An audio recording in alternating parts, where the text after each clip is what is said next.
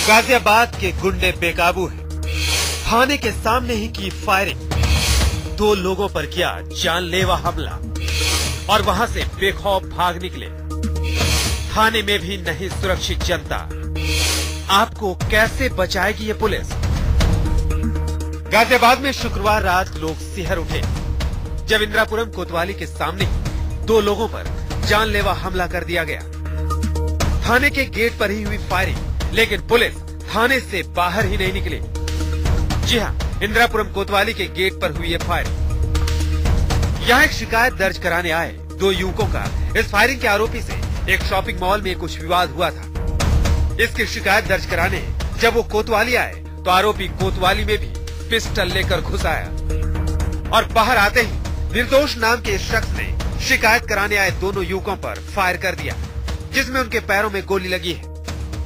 हम तो वैसे ही गए थे थाने, कुछ वैसे ही रिपोर्ट से दिखाने, तो हम बाहर ही खड़े हुए थे, अंदर से बाहर ही निकल रहे थे और गाड़ी में बस सिर्फ खड़े हुए थे।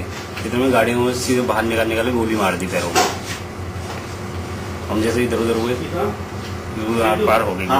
पुलिस का कोई मतलब ही नहीं, पुलिस अंदर ही थी। आपको सुनकर भले ही हैरानी हो, लेकिन इंदिरापुरम कोतवाली में पुलिस के चेहरे पर ना तो हैरानी है और ना ही आंखों में शर्म कि बदमाश उनकी कोतवाली में घुसकर ही फायरिंग करके चले गए। बताया जा रहा है कि इस निर्दोष नाम के शख्स के खिलाफ पहले से ही धमकी देने और वसूली के आरोप हैं। अभी ईडीएम में ही कुछ उससे बातें हो गई थी, वो ज्यादा बदमाशी पे उतर है। उधर भी पिस्टल वगैरह कट्टे वगैरह लेके वहाँ भी सबको धमकाता है, मतलब पैसे वसूलता है, वसूली करता है। ये माने कि वो हफ्ता वसूली करता है, वसूली करता है। और ईडीएम में भी और काफी जगह करता है, बहुत सी मंडी वगैरह बहुत जगह हो गई।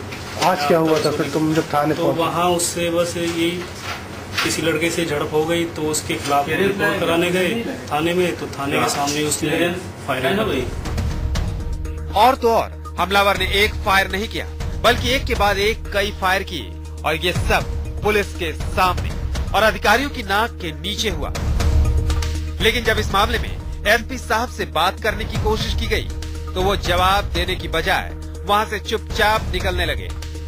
जरा देखिए कैसे एसपी साहब ने मौके से निकल लेने में ही भलाई समझी। लेकिन सवाल ये है कि अब जनता कहां जाए? जनता अपनी सुरक्षा के लिए पुलिस पर भरोसा करती है, अपनी गुहार लेकर कोतवाली थानों में जाती है। लेकिन जब कोतवाली ही सुरक्षित ना हो तो कहां जाएगी जनता? एसपी साहब खामोश नहीं रहिए, बच निकलने की कोशिश मत कीजिए, जवाब दीजिए।